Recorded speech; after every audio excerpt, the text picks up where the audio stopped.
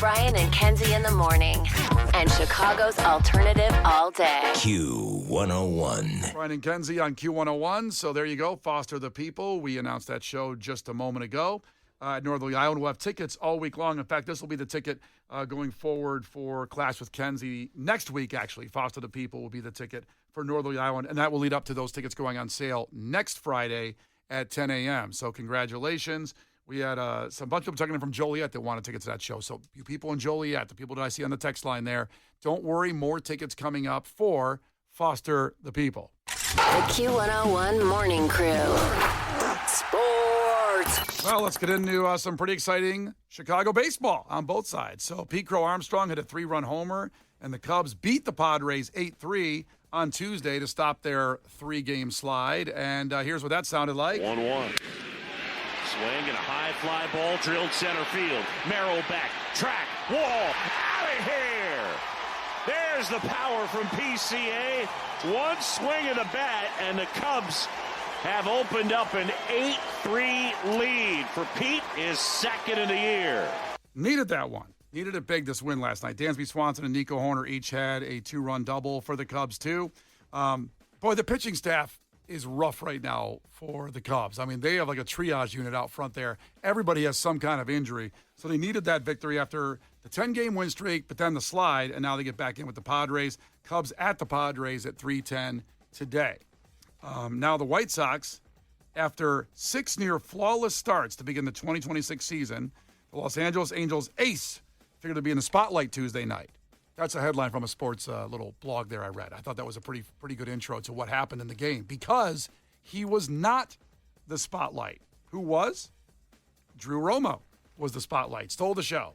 Romo's a switch hitter for the White Sox. He clubbed his first 2 big league homers in back-to-back plate appearances.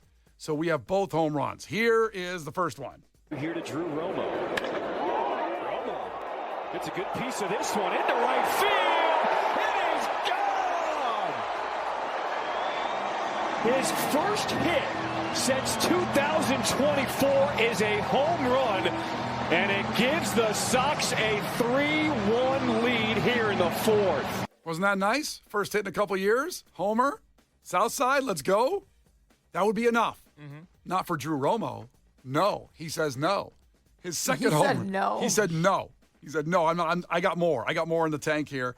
And here is his second home run of the day. Well, here's the man who gave the Sox the lead back in the 4th inning. Drew Romo gets a good piece of this one. Left center, Trout at the wall. No way!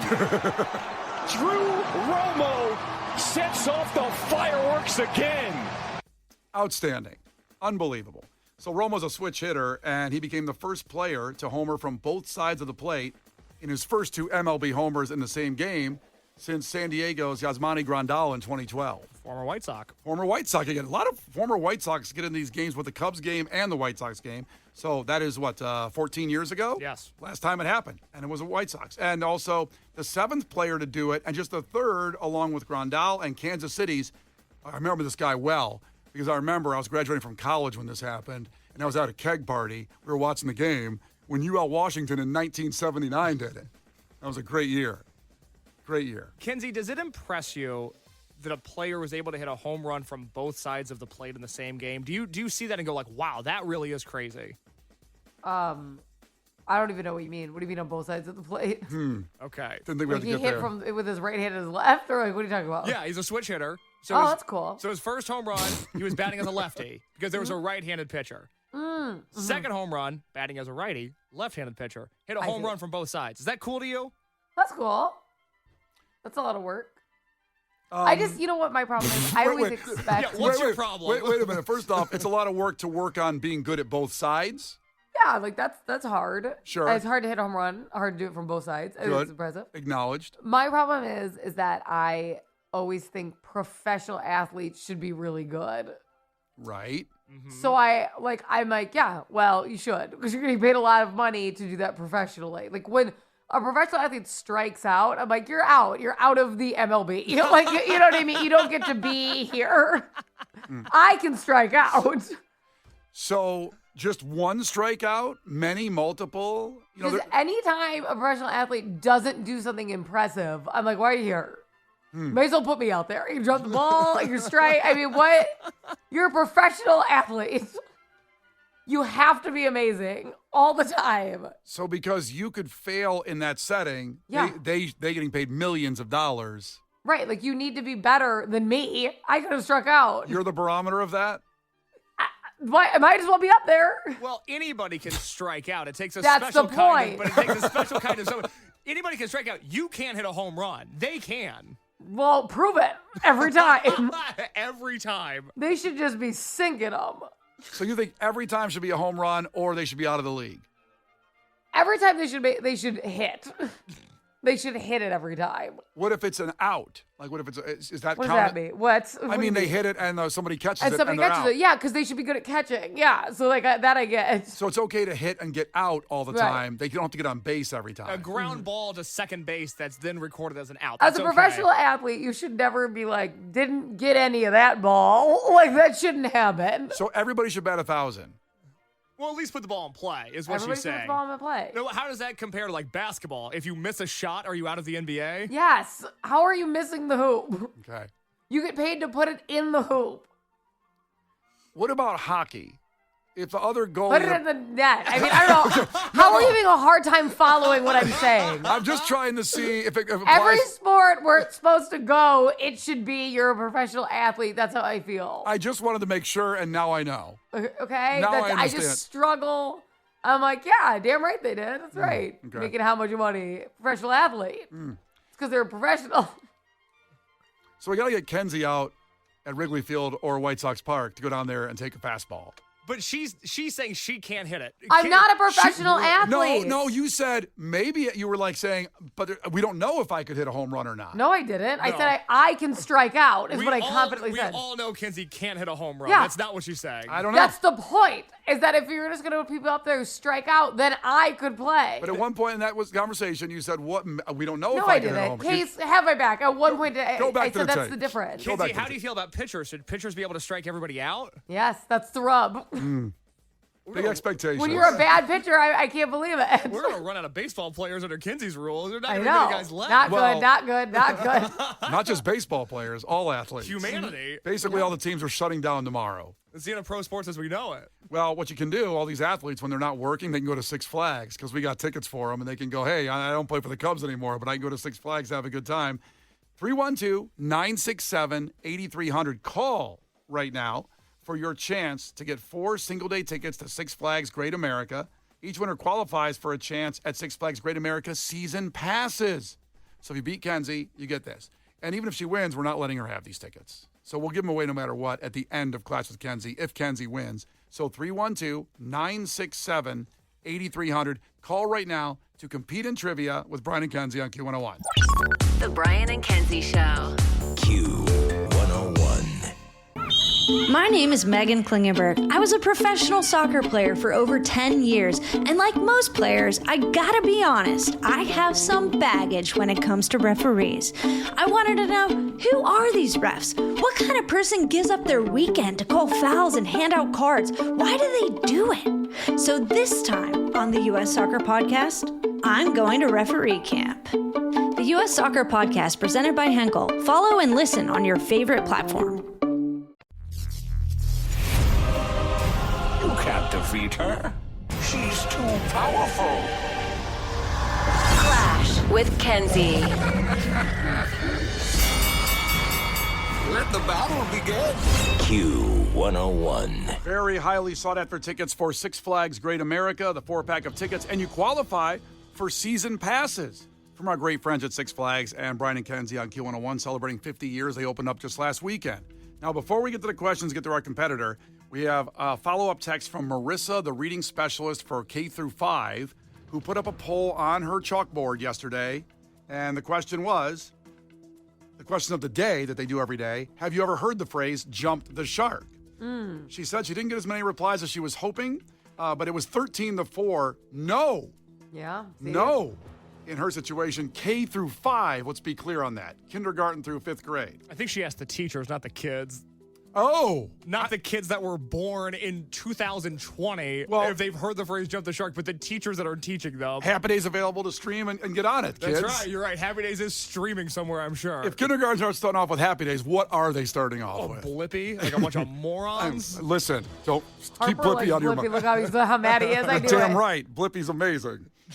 Anyway, there's your victory there, Kenzie, is the teachers didn't know, 13-4. Now, we get on to Joey competing for these tickets for Six Flags. Joey, ahoy, tell us something about yourself. Hey guys, how's it going? Excellent. I do overhead doors and dock equipment. I'm here in Joliet. All right on. Ooh. Real worker out there, real man. Yep, they're any size doors, could be 14 feet tall, 20 feet tall, whatever you need. Oh. Damn. Did you We guys put him know on what the he prison? Did you guys know what he meant by overhead doors when he said it? Because I didn't. Overhead doors. Well, now I don't know what it is. Right? I was thinking his first word was going to move on. Kenzie, do you know what an overhead door is? An overhead door. I don't know. Is it like the thing Tall to go to? one because it's over your head. Is it to go to Right, the? Go ahead. It's just like your garage door home, as in bigger. over your head. So it's just but bigger and more industrial. I see. Okay, Very so cool. garage doors then. But like big. Right. But big ones. Like they like for big construction vehicles, like a big garage. Yep, driving doors, dock equipment for semis, any of the loading docks that semis back into. I've Got got a it. big garage and put my bike in it. Yeah. All right, let's go. Joey, first one to 5 wins. Listen carefully. If Kenzie gets one wrong, you can still point. She can do the same to you. Call heads or tails, bud. Oh, I'm go ahead. It rolled under the couch. oh no. It's under the couch? Oh no. Wait, what did he call? He called heads. It is heads. Oh, wow. I got out of there. Cool. It rolled under the couch and rolled back out of the couch. That was pretty badass. All right, Joey, you're up first. Here we go. Oh god. Did you say, oh, God? Yeah, it's Yeah, nerve-wracking. I'm nervous. Hopefully it's questions I know. Okay, well, here we go, Joey. Amen, brother. Daily prayer. The character of the Fonz, played by Henry Winkler, is best known from what TV show? Oh god. Well, it's not looking good for you. Winkler, what TV show? The I'm just gonna take a Fonz. guess here. The Fonz. The Fonz. I think he heard you. Right. Fonzie. I don't know. Guess any show quickly? He did. He said Fonzie. Oh, he said he guessed the show Friends. Fonzie. Oh, Friends. Still wrong. Kenzie, the character the Fonz, played by Henry Winkler, is best known for what TV show? Happy days. Happy Days is correct. Yep. Not my age group. Yeah, I know Gen Zers, I know. Can't hide behind that forever. Shut up. It's a question of fonts. Stop it. I think everybody should know the Fonz. That's just something I'm gonna die on that hill. Everybody should know who the Fonz is. Kenzie, question number 2. What Weezer music video parodies the show Happy Days? Oh, Buddy Holly? Buddy Holly is right. Kenzie's got 2. Joey, need this one to stay in the race.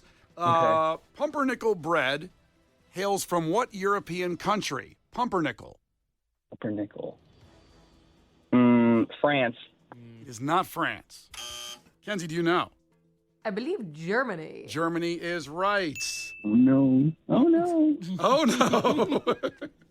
Oh, no, a common phrase these days in trivia. So it's back to Kenzie now. 3-0 back to Kenzie. The company King's makes savory bread and sweet treats inspired by what U.S. state? Hawaii. Those King's rolls, Woo! forget about it. Hawaiian rolls are the best. Eat the whole bag with nothing else, just the bread. Just the bread. Oh no. First time I'm getting destroyed over here. Yeah. Gonna eat some solace yourself. All right, so it's 4-0. 4-0, but it's back to Joey. It's not over yet. He can still make a comeback. Joey, name one of the 2 MLB teams named after a fish. Marlins. Marlins is right. Joey's on the board, my man. But the problem is Kenzie can win with this next question. Well, let's see. Hold on. Let's hold on here. Let's do that. You never know. Kenzie, Yeah. other than the White Sox, name one of the 2 MLB teams with a color in their name. Red Sox? Red Sox is right. Oh, boy. Oh no, defeated. It's okay. Listen, it happens to the best of us. You do a great job out there. You did great, buddy. Thank you. Appreciate it. Now, here's what you can do. you can hang up, and in just 3 minutes, everybody's going to have a chance at these tickets for Six Flags. So you still have a chance. So thanks for listening, bud. Keep working on those overhead doors. And coming up after All Time Low, everybody listening has a chance at the tickets for Six Flags Great America, the 4-pack, and season passes. Actually, just 2.5 minutes away. Because we're going to play All Time Low, the weather, and that's how long the song is. It's Brian and Kenzie on Q101. The Brian and Kenzie Show. On Q101. Hey, I'm Chris Van Vliet. Go behind the scenes and beyond the headlines with the biggest names in pro wrestling and beyond. Sandy's app. If I give you a decade, who do you think's the MVP? 80s, Hogan, not even close. 90s, Stone Cold Steve Austin. Absolutely. 2000s, John Cena. You filmed The Brain in 2004. Yeah. Isn't the story that role was going to be for Steve Austin? For Steve Austin. Yep. What is one man's trash is another man's trophy. Mindset, motivation, insight with Chris Van Vliet. Follow and listen on your favorite platform. The Brian and Kenzie Show. On Q101. Brian and Kenzie on Q101, and we have just about 120 seconds, those Six Flags Great America tickets and Klash with Kenzie because Kenzie won. First, wanted to mention to you some good news about Chicago. Last several years, people talk about retail. We've certainly poured one out for so many places closing that we loved growing up or even recently.